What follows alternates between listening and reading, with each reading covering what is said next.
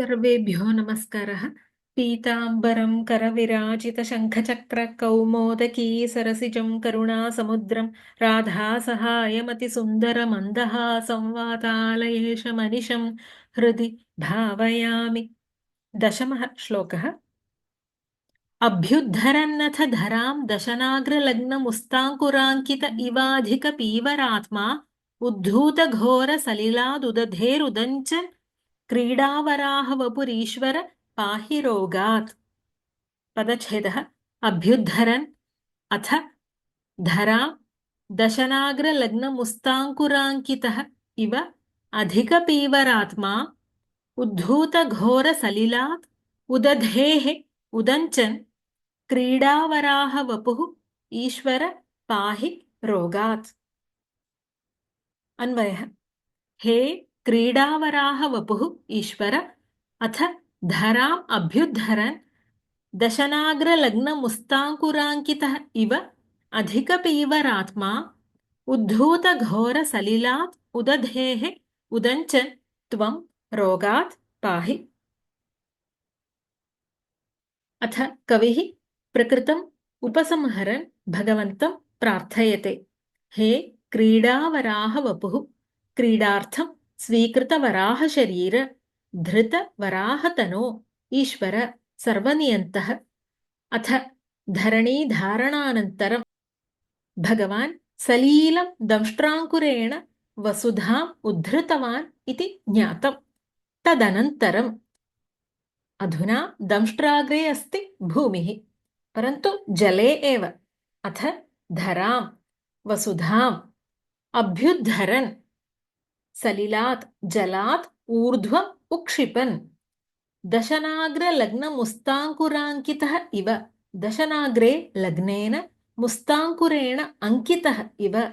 दशनाग्रः दंष्ट्राग्रः, दशनाग्रे दंष्ट्राग्रे लग्नेन सक्तेन मुस्ताङ्कुरेण, मुस्ता मुस्तकः तृणमूलविशेषः, मुस्ताङ्कुरेण अंकितः चिह्नितः इव।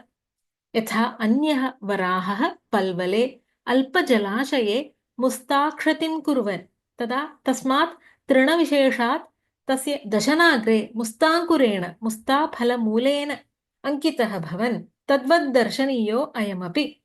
तस्य दशनाग्रे लघु मुस्ताङ्कुरवत् वसुधा अवस्थिता। दशनाग्र लग्न मुस्ताङ्कुराङ्कितः इव अधिकपीवरात्मा। अधिकपीनकायः अत्यर्थं पीनम्, आत्मा शरीरं यस्य स्थूलशरीरः, स्थूलाकारस्य तस्य दशनाग्रे मुस्ताङ्कुरः इव वसुधा दृश्यते। अनया श्रीवराहस्य पृथ्वी उद्धरणे श्रमाभावो ध्वनितः। अधिकपीवरात्मा उद्धूतघोरसलिलात् उदधेः उदञ्चन्। उद्धूतघोरसलिलात्, उद्धूतं संक्षुब्धम्, उद्भूतम् उत्कम्पितं, घोरं भयङ्करं, सलिलं जलं यस्मिन् तस्मात् समुद्रात्, क्षुब्धम् अत एव घोरं भयङ्करं यज्जलं यस्मिन् तस्मात् उदधेः, उदधिः उदानि उदकानि वा धीयन्ते अस्मिन्। उदधेः प्रलयसमुद्रात्, जलधेः इत्यपि पाठभेदोऽस्ति। समुद्रात् उदञ्चन् उत्थितः सन्, उन्मज्जन् त्वं भगवान् विष्णुः रोगात् मां पाहि।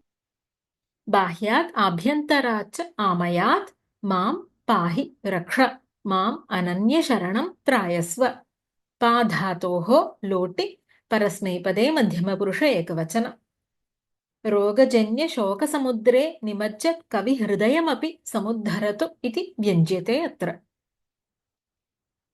धरणीधारणानन्तरं भूमिं सलिलात् ऊर्ध्वम् उक्षिपन् दंष्ट्राग्रे सक्तेन मुस्ताङ्कुरेण चिह्नितः इव अत्यर्थं स्थूलशरीरः भगवान् वराहमूर्तिः क्षुब्धात् अत एव भयङ्करात् प्रलयसमुद्रात् उत्थितः समभवत्।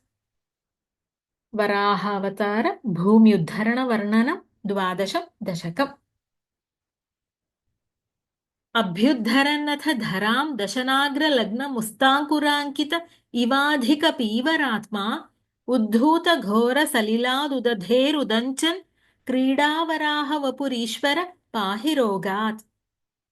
ॐ सर्वे भवन्तु सुखिनः, सर्वे सन्तु निरामयाः, सर्वे भद्राणि पश्यन्तु, मा कश्चित् दुःखभाग् भवेत्। ॐ शान्ति शान्ति शान्तिः। हरिः ॐ श्रीगुरुभ्यो नमः। हरिः ॐ। धन्यवादः।